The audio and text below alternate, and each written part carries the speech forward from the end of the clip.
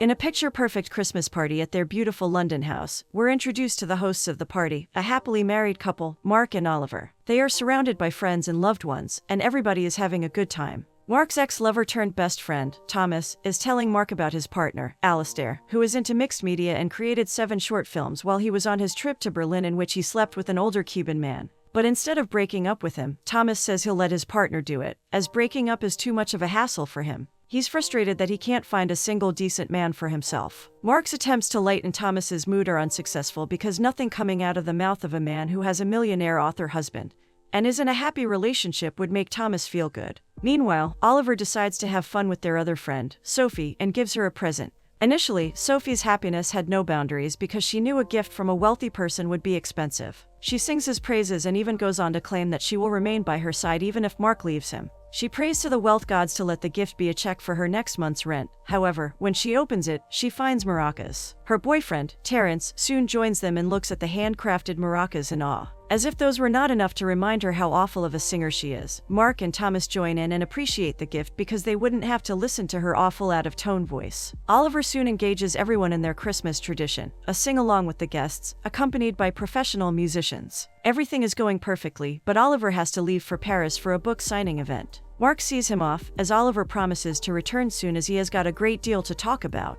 Little does Mark know this would be the last time he would see Oliver because just a few minutes later, Oliver's cab gets into a crash, and Oliver loses his life. Mark and Oliver were perfect for each other. Oliver would write books that would be turned into movies, and Mark would illustrate its covers. But who could stand against fate? On the day of the funeral, Mark somehow pulls himself out of bed with a heavy heart. He is haunted by his memories and little details about Oliver every minute. At the funeral, Lily, a star of the movies based on Oliver's books, gives a eulogy, which is more of her showcasing her frustration. Because Oliver was supposed to write 2 more books to complete the movie series, but now that he's gone, the entire production is stopped. When it is Oliver's father's turn, he talks about Oliver's pragmatic and innovative approach to things that led him to outshine his father's success. He wishes he could tell Oliver how proud he was of him, only it's a little late for that. Everybody is tearful, remembering what a great friend Oliver was. Unable to bear the loneliness in a house he shared with Oliver, Mark asks Thomas to stay with him, and Thomas soon moves in. Mark finds it hard to sleep since he was already grappling with the grief of losing his mother, and now, suddenly, his partner is gone too.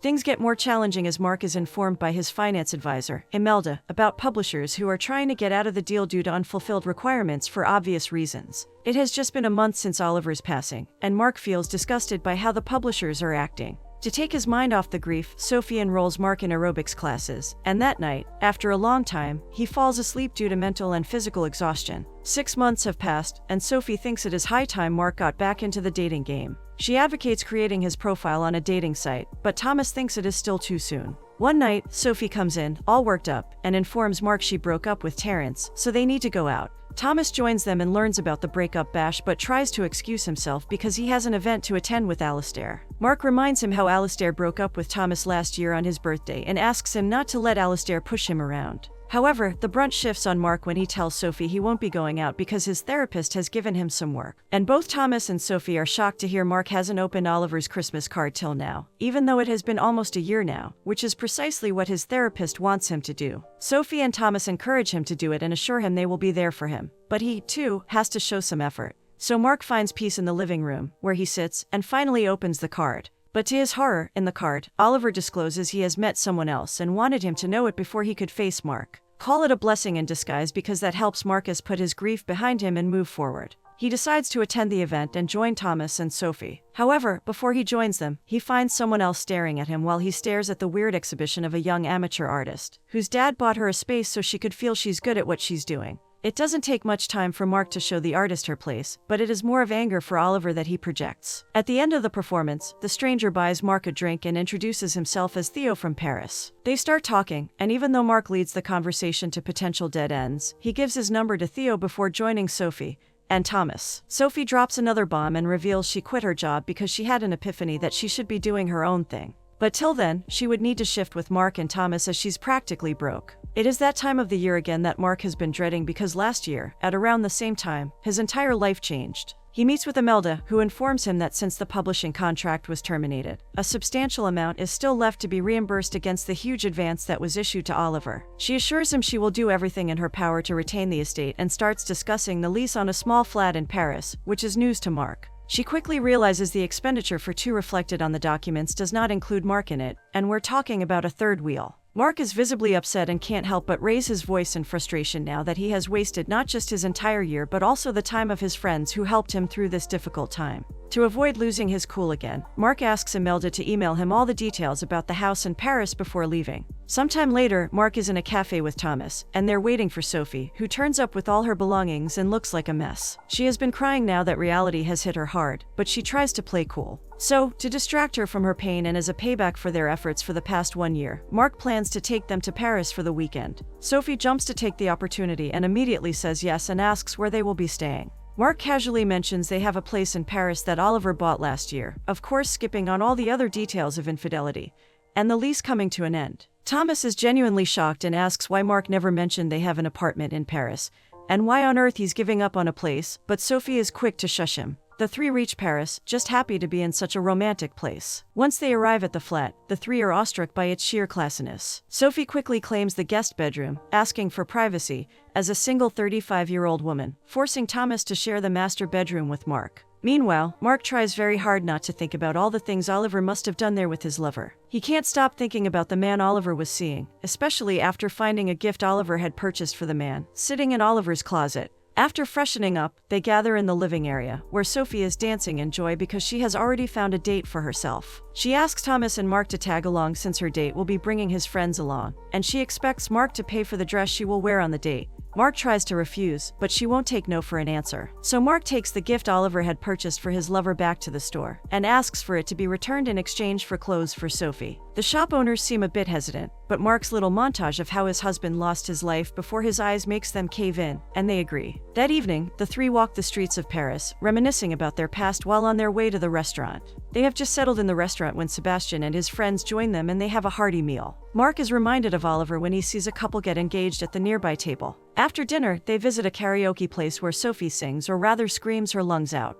When it is Mark's turn, he makes everyone sing "This Train Don't Stop" as a dedication to Oliver. He's almost finished singing when he spots a familiar face outside their karaoke room. Drunk and finally feeling liberated, Mark steps out and kisses Theo, which takes Theo by surprise. However, he doesn't reject Mark and asks if he'd like to take a stroll with him. Mark quickly grabs his coat, and without telling his friends about Theo, he leaves, saying he's going out for a walk. Mark and Theo walk in the cozy streets of Paris, talking about how some people feel the need to showcase their love for their partners rather than being upfront about it. Mark resonates with it because Oliver had been keeping such a big secret from him rather than coming clean about his affair. They decide to try local cuisine, and Theo takes Mark to a restaurant where they order onion soup, a classic French dish. Mark admits that he has been lying to his friends about many things. To make him feel better, Theo tells Mark that he hates his job, but he's still doing it because it pays well. He encourages Mark to let the truth out, which would make him feel better. Mark lets out the burden he has been carrying and tells Theo he didn't give himself a chance to grieve his mother's passing, and used his relationship with Oliver as a distraction, which is why he quit painting and all the other things that reminded him of her. He found himself doing the same thing with Oliver and agreed to an open marriage more out of fear than trust. But they had set rules, and Oliver broke them. So, this time Mark chose anger to distract himself from how much he misses Oliver. Theo's advice for Mark to get over his grief is to paint. He surprises Mark with a visit to an art gallery and shows him the work of a painter with a tragic background story, which, in a way, works, as Mark's zeal to paint rekindles in him, along with the feeling he thought he had lost forever, a feeling of love. After spending the night with Theo, Mark arrives to an empty apartment and catches up on sleep before muffled sounds wake him up. He wakes up to find Sophie in distress, while Thomas is clearly annoyed. Thomas questions where Mark was because after he left, Mark had to pay for the karaoke, and Sophie had gone missing in action on him, only to be found by the police, sleeping near a bus shelter half an hour outside the city. Mark apologizes to Thomas for what he had to go through all alone, and as if things couldn't get any worse, Luca, Oliver's lover, walks into the apartment while they're in the middle of an argument. This prompts Mark to come clean, and he confesses that the apartment belonged to Oliver, where he would spend time with Luca, and Mark had only recently found out about this place, so he wanted to see the place before giving it up. Thomas gets even more furious because not only did Mark lie to them, but also dragged them into this entire mess without considering their feelings. Mark apologizes and admits he made a wrong call, but his intentions were not wrong. All he wanted was to distract himself from the constant pain he felt in his heart, and somehow, it led to things getting out of hand. But Thomas is really annoyed, and it would take more than just a fervent speech to make him feel his feelings matter too. Sophie, however, lays low and takes the role of a silent observer. Mark can't deal with Luca at the moment, so he asks Luca to leave, but Luca tells him he doesn't have a place to stay and asks if he can spend the night at the apartment. Upon questioning, Luca reveals he is a dancer and was performing in Paris last year when, after the performance, Oliver met him backstage and introduced himself, and things just escalated from there. Mark doesn't want to see Luca, but they end up letting him stay. And at dinner, Sophie, as usual, is lost in thoughts of how messed up her life has become. And she forgets about the dinner in the oven that burns beyond recognition by the time she remembers about it and takes it out. She apologizes profoundly, and for the first time, she wants Mark not to forgive her because she will only end up moving past it like always. She starts with Thomas and apologizes for the previous night and for brushing off his feelings when all he did was care for her. She turns to Luca, and even though she doesn't know him, she apologizes to him for having to listen to all this. She finally turns to Mark and apologizes for what he is going through. She reminds him that even though Oliver did some very wrong things, he loved Mark with all his heart. Mark cannot stop his tears as he misses Oliver so much. Sophie doesn't let the pain stop her from playing a record and encouraging them to admit they're all hurt.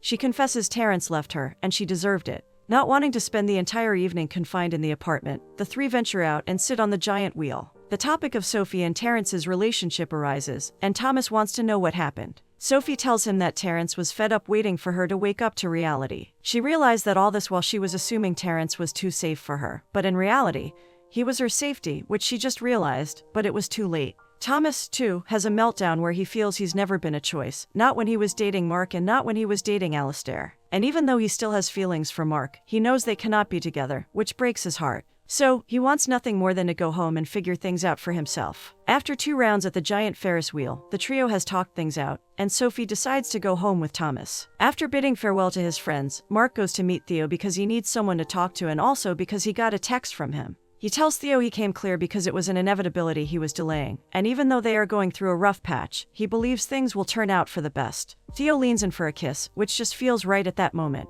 Mark arrives back at the apartment where Luca is done packing. Mark doesn't have much to say to him, but he mentions that Oliver had got him a Christmas present that he took back. In a way to make amends, Luca tells Mark that Oliver loved him very much and couldn't bring himself to leave their marriage, which is why Luca didn't think much of what they had. He apologizes, and Mark tells him he doesn't blame Luca for what happened. As if a burden was lifted off of Luca, he tries to hug Mark, but Mark shakes his hand as he still isn't at the state of mind where he can hug Luca and not feel any emotions towards him. Back in London, Mark meets Imelda, who tells him that agents plan to list Oliver's London house. Surprisingly, Mark is okay with it as he feels the house is Oliver's, and it never felt like his own. Imelda is not very keen on the decision and asks Mark if he's planning to run away from it. When Mark doesn't answer, Imelda opens up about her wife, who passed away 12 years ago, and how Imelda ran from the memories. Even though it worked out for her, she went back to school, started her career, built a successful business for herself, and had everything she could desire: a nice house, clothes, a car, everything. But somehow, she couldn't escape the void she had created within herself because by shutting herself to avoid feeling pain, she deprived herself of love. She still regrets it, but to lighten the mood, she adds that feeling is a discomfort one will always mistake for indigestion. That night, Mark pulls out a projector with Oliver's picture and traces it as he gets ready to paint again. Some days later, Mark goes to meet Sophie to catch up, and Sophie tells him she has been hustling to get Terrence's trust back, and she knows in her heart he will forgive her eventually. Mark tells her that he has an offer on the house and he will be moving to a new place as he wants to paint in peace. Even though Sophie is not happy about how far he's moving, she's glad that Mark finally went back to pursuing his passion. While traveling back, he wears a smile that reflects freedom and the happiness to finally be able to embrace something he had been running from. And that day, as he looks at his house with the for sale sign on, he sees Oliver. He knows Oliver would have wanted the same for him. Some time has passed, and Mark immerses himself in his paintings, and soon he conducts an exhibition for all his family and friends. He has painted Oliver and every person who has been his pillar in his tough times. Oliver's dad is touched by the gesture and thanks Mark for doing this, while Sophie is in awe at how good her painting looks. She is back with Terrence and is happily engaged. Soon after, Thomas walks in, and Mark is truly happy to see him. They are seeing each other after a long time, and Thomas is glad that Mark finally got back to painting, something he had been vouching for. Thomas is in a much better place and has started dating Ben, whom he has brought along, and all the friends find themselves in a much better place than they were a few months back, finally looking forward to the future they had envisioned for themselves.